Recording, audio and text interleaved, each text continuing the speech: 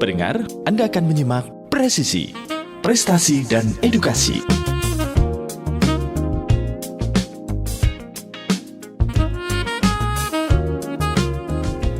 Bismillahirrahmanirrahim. Assalamualaikum warahmatullahi wabarakatuh. Radio kesayangan Anda Persada FM, pilihan pas kita dan keluarga. Siarkan kebenaran, tebarkan kasih sayang. Saudaraku pendengar setiap Persada FM dimanapun Anda berada, senang sekali bisa hadir kembali menyapa Anda pendengar. Saya Fiana Syifa. Kali ini kita bersua di program Presisi, Prestasi dan Edukasi. Nah, semoga Anda tetap semangat ya pendengar, tentunya siap menyimak program kita di pagi hari ini. Anda juga bisa menonton siaran kami di live streaming YouTube dan juga Facebook di akun 102,2 Persada FM. Dan untuk Anda pendengar yang ingin berpartisipasi bersama kami, Anda bisa telepon di 0271638123, SMS dan WhatsApp di 081393809000, atau Anda bisa tinggalkan komentar ya pendengar di live streaming kami baik di YouTube ataupun juga Facebook. Dan pendengar, di kesempatan kali ini kita akan berbincang ya dengan narasumber kita yang sudah hadir nih di studio Persada FM. Ada Kak Khairunisa dan juga Ibu Karni. Nah, Kak Khairunisa ini merupakan bagian dari Yayasan Gita Pertiwi begitu ya, dan juga Ibu Karni dari Ketua Paguyuban Pemulung Putri Cempo Surakarta. Nah, di kesempatan kali ini pendengar kita akan membahas perempuan menjaga lingkungan, bisakah? Nah, tentu saja bisa ya. Kita akan bahas lebih lanjut pendengar. Silahkan simak, dan untuk Anda yang ingin bertanya, Anda bisa bergabung bersama kami di line telepon, SMS dan juga di kolom komentar live streaming YouTube dan juga Facebook. Dan langsung saja kita sapa narasumber kita. Assalamualaikum warahmatullahi wabarakatuh. Waalaikumsalam warahmatullahi wabarakatuh. Ya, bagaimana ini kabarnya Kak Nisa, Bu Karni? Alhamdulillah sehat Mbak. Sehat. Alhamdulillah sehat. Semangat nih ya. Semangat. Insya Allah ini terlihat dari keceriaan wajah Bu Karni dan Kak Nisa nih yang siap berbagi ini ya, semangat juga ya tentunya kepada pendengar setiap Persada FM terkait dengan tema kita untuk menjaga lingkungan begitu. Nah, sebelum kita bahas terkait tema kita ya di kesempatan kali ini lebih lanjut, silahkan ini bisa perkenal terlebih dahulu nih dari Kak Nisa terlebih dahulu, nama, kemudian juga jabatannya di Gita Pertiwi begitu. Silahkan Kak Nisa. Ya, terima kasih Mbak Fiana. Perkenalkan, saya Khairunisa, bisa dipanggil Nisa. Saya di Gita Pertiwi sebagai manajer di program Sustainable City atau Kota Berkelanjutan. Oke, sebagai manajer di program Kota Berkelanjutan. Ya, kalau Ibu Karni? Ya, terima kasih Kak Fiana. Saya Bu Karni dari Paguyuban Pemulung Putri Cempo. Saya Ketua Paguyuban Pemulung Putri Cempo yang ada di Jatirejo RT 3 RW 39 Mojosongo, Surakarta. Ya, dan kali ini pendengar ya, jadi ada dua yayasan begitu yang kita akan membahas terkait dengan menjaga lingkungan, dan terutama juga peran perempuan ini bisa seperti apa sih gitu, apa sih yang bisa kita lakukan ya sebagai perempuan untuk menjaga lingkungan begitu ya. Nah, dan untuk tentunya menyambut Hari Bumi ya di tanggal 22 April begitu besok ya. Nah, ini kalau dari Gita Pertiwi dulu, ini ada kegiatan apa nih untuk mempersiapkan atau menyambut Hari Bumi ini? Ya, di Gita Pertiwi seperti tadi saya sampaikan ya Mbak ya. Kalau di Gita Pertiwi itu kami ada dua program besar sebenarnya, di pertanian berkelanjutan dan di kota berkelanjutan. Kalau di kota berkelanjutan ini kami base-nya di Solo Raya untuk kegiatan Hari Bumi dan Hari Kartini. Kalau hari ini ya kita memperingati Hari Kartini juga. Kita lebih banyak kepada kampanye dan edukasi, baik itu di sekolah maupun di masyarakat. Kalau di sekolah kita mengedukasi dan mengkampanyekan terkait dengan bagaimana kita menjaga lingkungan kepada siswa dan kepada warga di sekolah melalui program sekolah ekologis. Nah, kalau di masyarakat seperti yang kita lakukan sekarang dan juga ada beberapa juga kita siaran radio juga di beberapa tempat, bagaimana kita mengkampanyekan, bagaimana kita mengajak masyarakat untuk menjaga kelestarian lingkungan seperti itu. Kemudian selain itu kita juga ada kegiatan untuk berbagi pangan berlebih. Kita berkolaborasi dengan petani di daerah Kopeng karena di sana banyak banget sayur, dan kita membagikan sayur-sayur yang sebenarnya itu layak konsumsi tetapi berpotensi untuk menjadi sampah, dan itu tentunya akan membebani di TPA karena nanti sampah-sampah dari pertanian, dari rumah tangga itu kan dibuangnya ke TPA. Nah, itu akan membebani di TPA. Makanya kita bagaimana menyelamatkan pangan yang sebenarnya masih layak konsumsi untuk dibagikan kepada masyarakat yang membutuhkan gitu. Nah, nanti di hari Minggu kita akan membagikan sayur dari daerah Kopeng kepada masyarakat yang membutuhkan. Tentu saja nanti kami juga mengkampanyekan kepada masyarakat untuk membawa wadah sendiri. Jadi biar nggak pakai plastik mengurangi plastik ya, begitu. Betul. Itu Mbak. Baik. Oh ya, ini kita belum mengenal terlebih dahulu ya, ini apa sih ini Kita Pertiwi, Yayasan Kita Pertiwi. Nah, ini silakan terlebih dahulu ini Kak. Kita Pertiwi ini adalah NGO atau lembaga swadaya masyarakat. Kami base-nya ada di Baturan, Colomadu. Kantor DPRD itu ke utara, kantor kami ada di situ. Nah, kami berfokus pada bagaimana untuk menjaga, kami untuk melestarikan lingkungan dan juga untuk pengembangan di masyarakat seperti itu. Nah, Kita Pertiwi ini sebenarnya udah lama Mbak, dari tahun berapa? Lahirnya itu 21 Desember 1991. Jadi tahun ini akan berusia 34 tahun. Ya. Berarti sudah lama sekali ya ini kegiatan Kita Pertiwi. Artinya memang berarti sudah banyak program yang dilaksanakan, kemudian tentunya berdampak juga ya dari Kita Pertiwi ini.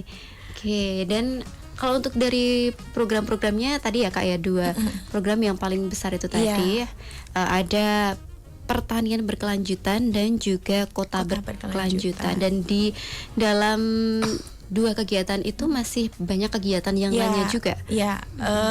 Ada beberapa project yang ada di program besar itu, seperti yang pertanian berkelanjutan.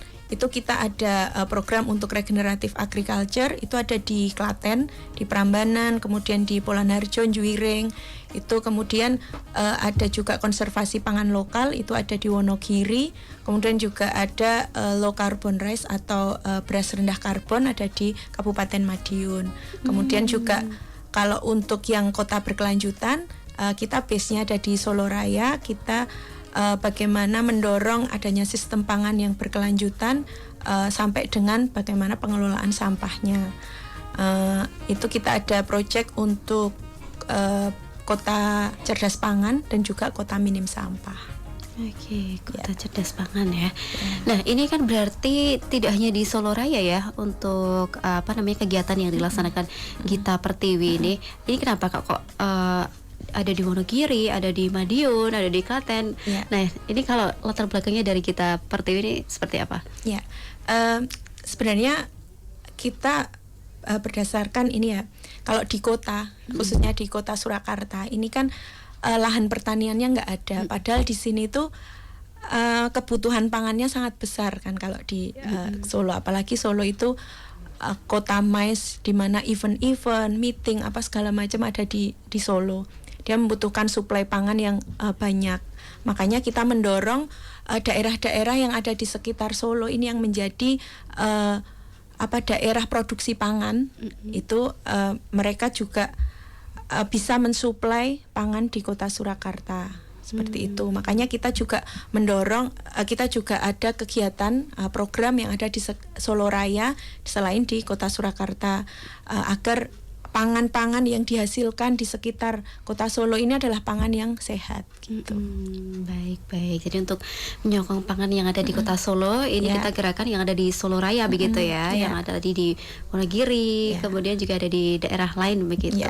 Oke, baik. Jadi memang banyak sekali ya untuk kegiatan yang ada di Kita Pertiwi ini, dan tentunya juga kalau dari partisipasi masyarakat ini keterlibatan apa ini yang bisa diberikan bersama dengan Kita Pertiwi? Ya, kalau untuk keterlibatan di masyarakat mulai dari produksi, tentu saja kalau di kota karena minim lahan kita mendorong biasanya sih KWT, kemudian juga kelompok-kelompok tani itu mereka memproduksi pangan yang sehat melalui urban farming. Kemudian juga selain itu kita dorong kelompok-kelompok ini komunitas untuk mengelola sampah organik dan anorganik. Kalau untuk sampah organiknya kita dorong untuk menghasilkan pangan lagi.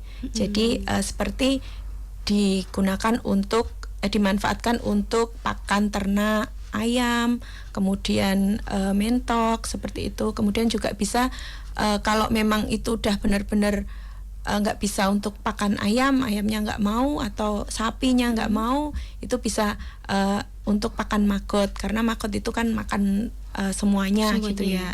Nanti bisa untuk pakan lele. Nah itu bagaimana kita mendorong sirkular ekonomi berbasis sampah pangan gitu.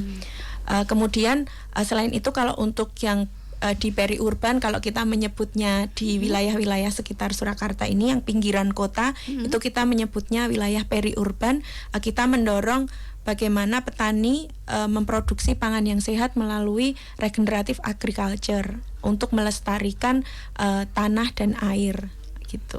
Ya, menarik sekali ya untuk program-programnya dari Kita Pertiwi begitu. Nah, kemudian kita ke Ibu Karni. Nah, ini terkait dengan Paguyuban Pemulung Putri Cempo Surakarta. Nah, kalau di Paguyuban Pemulung Putri Cempo Surakarta ini sudah ada sejak kapan sih Bu Paguyuban ini? Paguyuban sudah ada, yang saya pegang sudah dari tahun 2016. Dari 2016. Ini dari Ibu Karni sendiri yang menginisiasi Paguyuban ini? Iya, terus sama teman-teman juga. Kita gabung, kan ada banyak pemulung Kak. Terus kita diskusi gitu, terus kita adakan paguyuban biar pemerintah itu tahu kalau di sini tuh ada banyak pemulung dan membantu pemerintah juga sebenarnya Kak. Kan di TPA sampah Putri Cempo itu kan sudah lahannya sudah habis Kak, udah jadi damping-damping. Sekarang sudah habis dan sampah udah menggunung, kan pemulung itu kan juga partisipasi sebenarnya, mengambil sampah yang masih bisa diproduktif, didaur ulang, kita jual. Itu satu orang itu bisa mengurangi 1 kuintal lebih Kak seharusnya. Berarti kan kalau dikalikan 200 orang kan sudah berapa kita ngurangi sampah yang dari Solo ke TPA. Jadi sebenarnya itu kita mengurangi juga dari gunungan-gunungan sampah itu yang sehari bisa 400 ton lebih, itu kan kita ngurangi juga sebenarnya. Ya, itu salah satu bukti nyata juga ya dari Paguyuban ini begitu, untuk membantu tentunya untuk pemerintah Kota Surakarta untuk juga mengurangi sampah begitu. Nah, kemudian kalau untuk proses daur ulangnya sendiri itu bagaimana dari Paguyuban sendiri ataupun ada komunitas lain begitu, bekerja sama dengan komunitas lain? Tidak Kak, kita kan dari Paguyuban. Dari pemulung itu kita pilah sendiri, terus diambil pengepulnya itu juga ikut di Paguyuban juga. Oh, berarti bergabung di Paguyuban. Iya, jadi kan kita teman sendiri, jadi kita yang beli nanti pengepul itu dari Paguyuban sendiri juga. Kemudian kalau untuk pengolahannya kan juga dari paguyuban. Kemudian itu biasanya diproduksi jadi apa aja ini Bu Karni? Jadi plastik Kak. Ada yang jadi plastik HD, jadi plastik PE gitu. Nanti diolah jadi biji-bijian gitu. Terus dijual lagi sama pengepul itu. Pengepul dimasuk ke pabrik. Di sekitar juga ada pabrik juga kok Kak. Oh, juga sudah bekerja sama dengan pabrik plastik begitu ya? Yang pengepul itu jualnya di pabrik dekat kita juga. Jadi kita sama. Makanya nggak jauh jualnya. Jadi bisa langsung tersalurkan begitu ya, ketika setiap hari banyak sampah kemudian langsung diolah, diproses begitu, dan nanti sudah ada pabriknya yang mengolah plastik itu. Baik. Dan kemudian selain kegiatan di TPA begitu ya untuk mengumpulkan sampah, kemudian juga pengolahan sampah, ini ada kegiatan apa lagi Bu di Paguyuban Pemulung Putri Cempo Surakarta ini? Ya, kita kalau malam itu ada pertemuan-pertemuan, terus ada kita digandeng sama kita Pertiwi, ada wali, ada WEM yang bantu kita seperti apa menanggulangi sampah lah. Ada limbah-limbah apa enggak gitu, kita ada dampak-dampak enggak dari sampah, dari sekarang kan ada PT juga Mbak di situ. Sampah kan mau diolah jadi PLTSA, jadi listrik. Makanya kan kita ada teman-teman yang sosialisasi kalau ada dampak-dampak seperti itu. Baik.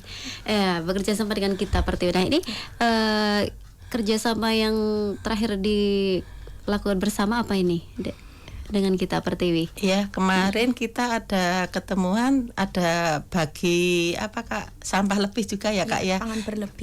Pangan berlebih dari sayur, dari apa, pasang jebres, terus ada roti dari Hulanda ya Kak ya, yang berlebih.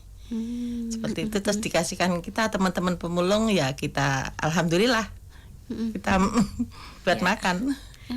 Begitu. Memang kalau untuk apa kegiatan kita bareng dengan Bu Karni dan kawan-kawan di Paguyuban Pemulung ini memang sering ya Mbak diadakan, karena kita lebih ingin mendorong pemulung ini didengar suaranya gitu. Nggak cuma karena yang disampaikan Bu Karni tadi ya, mereka udah punya kontribusi untuk mengurangi sampah, timbunan sampah yang ada di TPA, dan dampak-dampak apalagi tadi yang disampaikan Bu Karni, di situ akan ada PLTSA, dampak-dampak yang dirasakan itu kita mendorong biar didengar juga dari Bu Karni dan kawan-kawan ini. Kemudian selain itu kita juga mendorong dari Bu Karni ini bisa apa ya, mengkampanyekan terkait dengan pelestarian lingkungan melalui pengurangan sampah. Beberapa waktu lalu kita mengajak perempuan dan anak muda nggih Bu untuk tur ke TPA. Bu Karni ini yang jadi tour guide-nya di sana.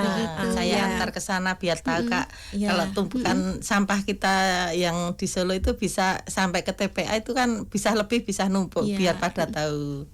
Makanya biar pada ngurangi sampah. Jadi malah lihat langsung begitu ya ke TPA ya.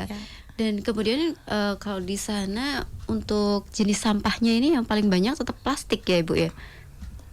Sama Kak. Hampir sama ada juga? plastik, ada daun, ada ranting. Jadi satu. Jadi satu Kak. Dan sampah makanan juga banyak. Ya, betul. banyak. Dan Nah ini itu kan yang kalau tertimbun lama, kalau untuk sampah pangan itu kan dia akan menghasilkan gas metan kan Mbak, yang itu lama-lama dia akan meledak, bisa meledak dan menimbulkan kebakaran yang beberapa waktu lalu cukup besar ya Bu kebakarannya. Oh ya, ada di TPA ya? Iya, nah itu yang berdampak nggak cuma secara lingkungan tapi juga ekonomi juga. Pemulung jadi nggak bisa mulung ya Bu. Iya.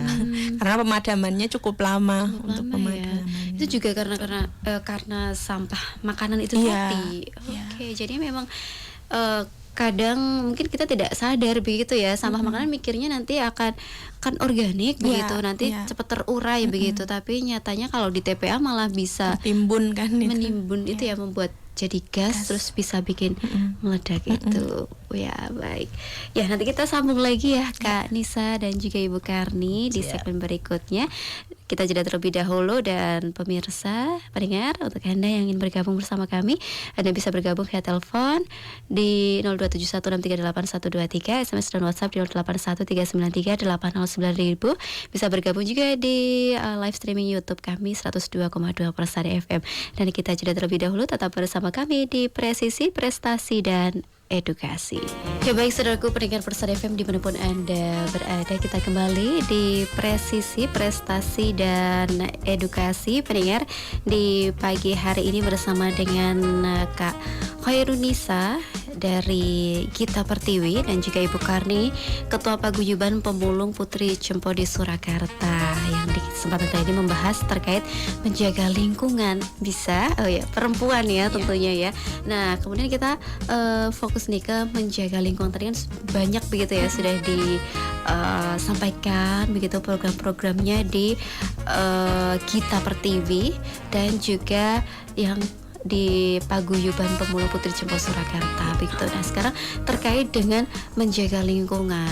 Nah ini kalau perempuan nih dari Kak Khairunisa ini apa sih kira-kira kontribusi yang bisa kita berikan begitu Kak untuk menjaga lingkungan, misalnya dari hal-hal kecil aja lah gitu, hal sederhana apa sih gitu, silakan. Ya, kalau dari perempuan ya Mbak, apalagi ibu ya.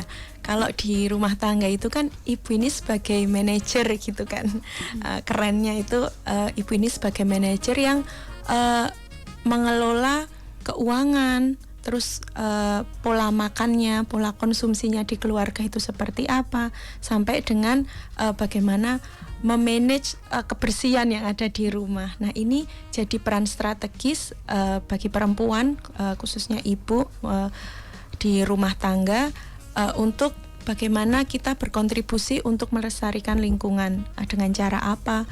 Mungkin kalau di rumah karena tadi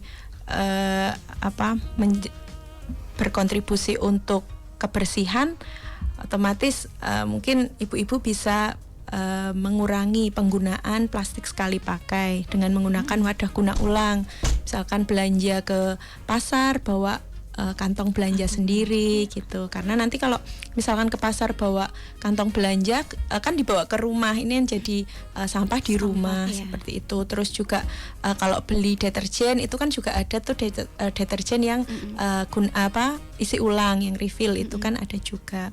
Terus kalau secara pangan, karena juga memanage untuk pola konsumsi yang ada di rumah, perempuan ini bisa berkontribusi pada bagaimana bijak dalam menyediakan pangan.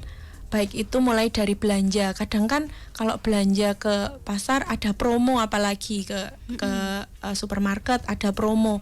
Itu beli terus disimpan di kulkas, nggak dimasak, nggak jadi dimasak, lupa gitu kan, itu menimbulkan sampah gitu ya. Makanya kita harus bijak mulai dari belanja dulu. Kemudian kita harus bijak dalam menyediakan pangan. Bagaimana kita masak itu ya secukupnya aja, nggak usah yang berlebihan. Kadang itu kalau orang Jawa kan yang penting lebih gitu, jangan sampai kurang gitu. Padahal kalau kita berlebih itu kan juga menimbulkan sampah juga, nanti dibuang gitu kalau kelebihan masaknya. Terus juga kita harus bijak dalam mengkonsumsi. Apa yang kita ambil, apa yang kita masak itu harus kita habiskan. Kita harus bertanggung jawab pada diri sendiri dulu. Kita harus habiskan makanan apa yang sudah diambil. Misalkan kalau lagi kondangan yang sistemnya buffet gitu kan, kita kadang kalap ya Mbak ya. Kadang kalap, ngambil gitu. Tapi nanti udah dimakan sedikit, udah kenyang. Kenyang, udah ngambil lagi yang lain gitu. Padahal ya kita yang udah kita ambil ya harus kita habiskan. Itu hal-hal kecil yang bisa kita lakukan sebagai perempuan gitu ya. Apalagi kita sebagai manajer di keluarga. Itu. Baik, kurangi kantong plastik begitu ya, tadi yang pertama di mana-mana kita belanja ya Kak ya. Ini kalau bisa kita gunakan wadah yang bisa digunakan berkali-kali begitu ya.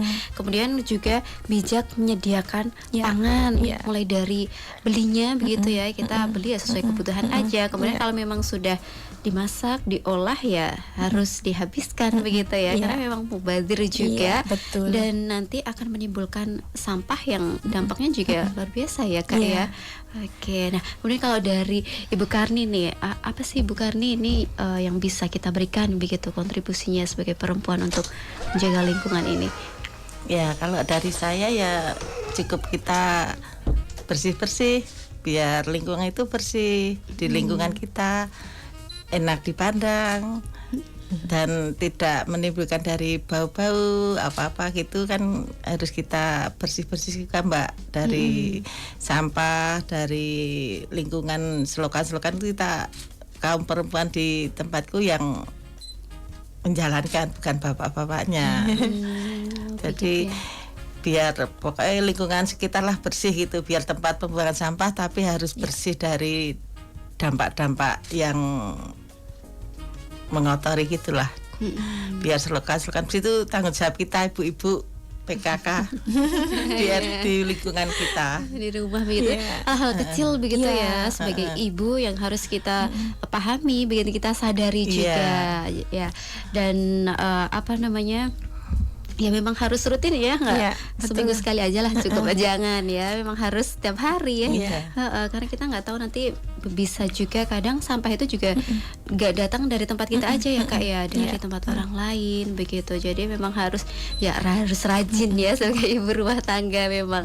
Oke, baik. Tapi juga perempuan juga bisa jadi edukator juga kan Mbak, seperti yang Bu Karni lakukan di Paguyuban Pemulung. Dia bergabung dalam satu komunitas untuk mengedukasi, untuk mendorong teman-teman, mendorong masyarakat untuk menjaga lingkungannya. Itu satu peran yang luar biasa juga ya. Baik. Dan juga kalau dari Ibu Karni ini juga berarti mengkoordinasikan sekitar 200 orang lebih ya Ibu ya di Paguyuban Pemulung ini. Oke, baik. Dan itu kalau untuk mengkoordinasikan teman-teman itu biasanya seperti apa Bu? Ya kita ngobrol Kak, kita ngobrol sama teman-teman. Kok kita cari seperti ini biar lebih enak gimana? Terus kok ada dampak-dampak seperti ini biar enak gimana, kita koordinasi sama teman-teman pas kita kumpul-kumpul begitu. Dicari solusi bareng-bareng gitu. Kita cari solusi bareng-bareng. Oke. Dan apa sih Bu biasanya yang dihadapi oleh pemulung ini terkait dengan sampah yang ada di sekitar ini, ada kendala atau apa gitu? Iya Kak, kalau sekarang ada kendala Kak. Apa itu? Sekarang kan ada PT itu ya, PT PLTSA. Lah kendala pemulung kita sekarang mencarinya semakin menantang. Banyak bahayanya Kak sekarang. Nggak seperti dulu. Karena kan lahan kita semakin sempit. Nah, pemulung kan mencari nafkahnya semakin banyak, semakin sulit lah gitu. Tapi dan banyak risikonya sekarang kan, ada duser, ada bego, ada mobil, antri-antri Kak sekarang. Jadi kita semakin sulit lah cari. Nggak seperti dulu ya, karena lahan kita dulu kan masih lebar Kak. Jadi agak jauh. Sekarang kan lahannya sedikit, pemulungnya banyak, ngumpul jadi satu. Jadi kelihatan loh banyak orang gitu. Atau mungkin kalau sudah ada pandangan belum Ibu ini dari permasalahan ini, maksudnya nanti ke depan akan seperti apa gitu? Kalau pandangan saya mungkin ke depannya ya itu pemulung ya semakin sulit lagi, karena ada PLTSA itu ya, pemerintah juga belum mengetahui sama kita, nggak tahu sama kita lah. Yang ditahu kan PT sama DLH-nya, pemulungnya nggak ada respon, belum ada respon lah dari pemerintah gitu. Padahal perannya juga luar biasa begitu ya dari paguyuban ini begitu. Selain mengumpulkan sampah kan juga ada kegiatan berkelanjutannya begitu ya Ibu Iya. ya tadi untuk mengolah sampah itu. Ya baik. Nah kemudian kalau terkait ini untuk menemukan kesadaran begitu. Nah kalau dari Gita Pertiwi ini sejauh ini seperti apa ini Kak untuk membantu menumbuhkan kesadaran dari masyarakat begitu? Ya.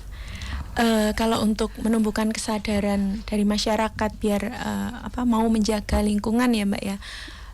Sebenarnya kalau untuk ini kan kita harus merubah perilaku, merubah mindset dari masyarakat agar mereka juga berkontribusi untuk menjaga lingkungan. Ini memang satu tantangan yang luar biasa. Nah, yang dari Kita Pertiwi lakukan itu tentu saja melalui kampanye dan edukasi. Nah, itu tadi yang saya sampaikan, baik itu di sekolah, di masyarakat, karena kalau di sekolah itu menurut kami jadi satu tempat pembelajaran paling efektif untuk menyampaikan satu pengalaman kepada siswa juga dari edukasi sejak dini. Nah, itu menjadi satu tempat yang efektif dan harapannya dari sekolah itu dibawa ke rumah seperti itu. Nah, kalau dari masyarakat kita memang terus mengkampanyekan bagaimana kita tetap menjaga kelestarian lingkungan.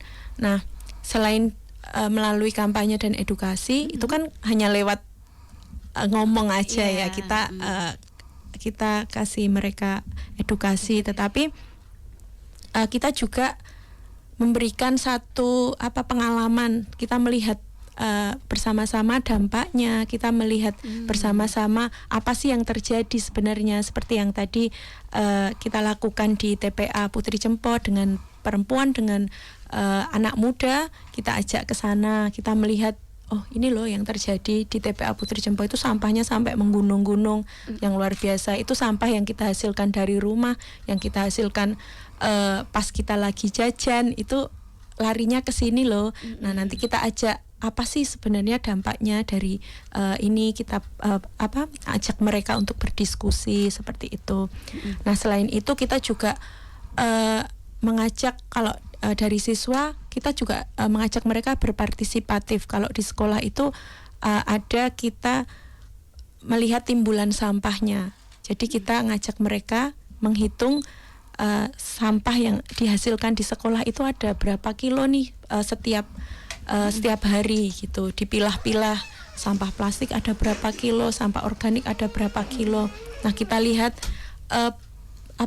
kemasan-kemasan apa yang paling banyak. Nah, itu yang biar mereka, harapannya sih mereka juga sadar ya, setelah mereka mengetahui, mereka melakukan sendiri. Oh, ternyata seperti ini, ternyata banyak juga ya sampahnya ya. Kalau kita hitung. Nah, itu harapannya sih bisa mereka bisa sadar seperti itu. Oke, ya.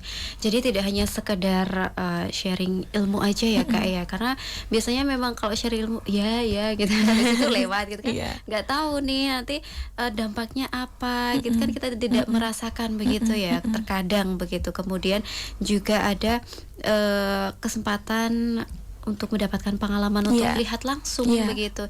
Nah, seperti ini nih dampaknya kayak gitu ya. Ini biasanya lebih ngena ya Kak ya. Oke, kemudian juga kita berkontribusi juga bagaimana untuk memilah sampah. Dan itu biasanya di sekolahan ya Kak. Jadi ini kalau di Solo ini udah di mana aja ini? Kalau untuk sekolah ekologis kita ada di tidak hanya di Solo aja, tapi ada di Solo Raya. Itu ada 5 sekolah yang kita dampingi. Di awal itu biasanya kita mengajak anak-anak ini, kita sebutnya Green Team. Nah, Green Team ini Green Team ini yang nanti dia akan menimbang sampah-sampah setiap harinya itu berapa. Nah, nanti kita bareng-bareng kita hitung bersama, terus kita simpulkan bersama. Nah, terus kita juga menyusun apa sih selanjutnya yang bisa kita lakukan. Kita mendorong kepala sekolah untuk ada SK untuk pengurangan penggunaan plastik sekali pakai ataupun menjual pangan kemasan. Terus juga kita dorong kantinnya itu juga menyediakan pangan yang sehat, melalui kita juga mendorong kantin sekolah sehat ramah anak di Kota Surakarta. Karena kalau secara asupan ini kan juga anak-anak semuanya kalau di sekolah itu tergantung apa yang disajikan di kantin kan Iya, Mbak. betul. Nah, itu biasanya kita mendorong kantin ini menyajikan makanan-makanan yang sehat gitu. Menarik sekali. Wah, ini berarti sekolah sangat terbantu ya berarti dengan program ini begitu. Baik tidak hanya dari sekedar lingkungannya yang berkurang sampahnya Iya. begitu ya. Dan kemudian juga dari segi pangannya ini bisa lebih terkontrol loh Kak Iya, ya ini ya. iya. Dari kita pertilah. Kemudian kalau misalnya dari sekolah lain pasti juga pengen sih kalau menurut saya ya untuk Iya. mengadakan kerjasama. Nah ini harus seperti apa yang dilakukan begitu kalau misalnya ingin melakukan kerjasama dengan kita Pertiwi. Nah, ya kalau untuk bekerja sama dengan kita Pertiwi mungkin sumber daya kami akan terbatas ya Mbak. Makanya yang kita lakukan adalah bagaimana apa yang sudah kita lakukan ini kita advokasikan ke pemerintah. Seperti kantin sekolah sehat ramah anak ini kita juga udah soundingkan ke dinas pendidikan dan disambut baik oleh dinas pendidikan bahwa oh ini baik ini kita dilakukan di seluruh sekolah. Nah nanti kita mendorong adanya kebijakan dari pemerintah Kota Surakarta biar praktek baik ini apa yang sudah kita lakukan tentang pangan sehat, tentang pengelolaan sampah itu bisa dilakukan di seluruh sekolah. Oke, berarti ini tinggal menunggu ya Kak ya.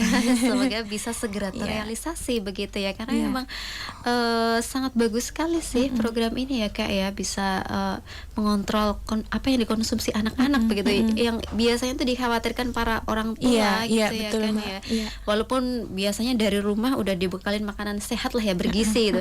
Tapi kalau memang itu tersedia di kantin ya anak-anak siapa yang nggak pengen gitu ya. Kan, ya. Oke, menarik sekali dan ternyata ini sudah berada di penghujung waktu ini Kak. Tidak terasa Tidak ya. terasa ya, benar kita sangat seru sekali. Nah, ini terkait dengan peran menjaga lingkungan begitu, utamanya perempuan ya. Ini bisa sekali tadi di rumah ya, nggak harus berumah tangga juga ya. Iya, Kita sebagai anak pun kita juga Iya. bisa berkontribusi Iya. begitu, saling mengingatkan juga. Iya, betul. Nah, kemudian juga kita bisa edukasi apa yang kita tahu gitu ya, kayak hal-hal kecil aja, misalnya untuk mengurangi plastik itu juga kita nggak harus berbicara di forum Iya, juga di iya. tempat umum, tapi kita bisa gunakan media sosial kita ya betul. untuk mengajak teman-teman terdekat kita lah Iya, minimal atau iya. teman-teman kita Iya, gitu. betul. Baik, dan mungkin ini ada yang ingin disampaikan lagi Kak terkait dengan tema kita menjaga lingkungan ini dari Kak Lisa, silakan. Ya, ini kan momen Hari Bumi dan Hari Kartini ya Mbak. Ya. Kita sebagai perempuan khususnya ya, dan umumnya untuk kita semua masyarakat di seluruh Indonesia ini, sebenarnya kalau sebagai individu kita mau semua orang bisa menjadi pahlawan ya, pahlawan untuk dirinya sendiri, untuk keluarganya maupun untuk lingkungan. Nah, tapi bagaimana pahlawan ini minimal kita melakukan apa yang seharusnya kita lakukan, peran kita apa. Misalkan saya di Kita Pertiwi kita mengedukasi, kita mengajak masyarakat. Nah, Bu Karni di Paguyuban Pemulung melakukan apa untuk melestarikan lingkungannya. Mungkin Mbak Viana juga bisa mengkampanyekan, mengajak teman-teman semua khususnya melalui Radio Persada ini bisa mengajak kita semua untuk menjadi pahlawan minimal untuk dirinya sendiri. Seperti itu di bidang lingkungan itu. Iya. Jadi pahlawan di bidang lingkungan Iya, ya. untuk minimal dirinya sendiri Dirinya, dulu. diri, gitu. diri sendiri dulu dan diistiqomahkan ya Kak Iya, ya, karena betul untuk sekali. menjaga kebiasaan baik ini perlu ya rutin Iya, begitu ya, perlu konsistensi ya. Baik. Nah, kemudian dari Ibu Karni nih pesannya untuk pendengar Persada FM untuk bisa menjaga lingkungan, minimal lingkungan sekitar kita terlebih dahulu. Iya, kalau dari saya cukup kita semangat tidak ngelokro, biar perempuan harus ada semangat biar lingkungan kita tetap bersih dan sehat, gitu aja. Tadi perempuan tidak boleh ngelokro, harus kita kerja semangat. Iya. Kita sosialisasi bersih-bersih biar lingkungan kita tetap bersih dari apapun gitu. Ya, semangat begitu ya intinya Iya. kita dari diri sendiri harus semangat dulu Semangat, gitu, ya, dari tidak lingkungan sekitar ngelukro. kita harus ya pokoknya apapun tantangannya ya bismillah begitu ya Iya. Bu ya. Kita karena ini langkah baik tentunya pasti dampaknya kan juga baik juga dan itu kan untuk kita sendiri begitu. Baik. Terima kasih Kak Khairunisa dari Kita Pertiwi dan juga sama-sama, Ibu Mbak. Sama-sama. Karni dari Paguyuban Putri Cempo Surakarta. Masya Allah luar biasa ilmunya ini pasti menginspirasi pendengar Siar Persada FM ya untuk lebih sadar lagi untuk menjaga lingkungan sekitar kita. Mulai dari hal-hal kecil, hal-hal sederhana saja ya, kita kurangi plastik, kita lebih bijak lagi untuk konsumsi pangan kita begitu. Baik, terima kasih Kak. Semoga untuk kegiatannya bisa berjalan dengan amin. lancar Amin. begitu juga dengan Ibu Karni ya. Juga kemudian sehat selalu juga untuk Amin. rekan-rekan juga yang ada di sana Kita Pertiwi dan juga rekan-rekan di Paguyuban Putri Cempo Surakarta. Terima kasih Ibu. Terima kasih, Dan Kak, Mbak. Assalamualaikum warahmatullahi wabarakatuh. Waalaikumsalam warahmatullahi wabarakatuh. Ya, baik pendengar Siar Persada FM dimanapun Anda berada, sampai di sini perbincangan kita di program Presisi Prestasi dan Edukasi. Terima kasih untuk yang sudah menyimak di live streaming YouTube dan juga Facebook di akun 102,2 Persada FM. Dan pendengar kami kerabat kerja, produser Joko Santoso dan juga switcherman Anovika Akbar dan juga saya Fian Ashfa pamit undur diri. Pendengar, Allah tahu yang terbaik bahkan ketika kita tidak mengerti rencananya. Boleh jadi kita membenci sesuatu padahal itu baik bagi kita. Terima kasih pendengar. Assalamualaikum warahmatullahi wabarakatuh. Radio Persada.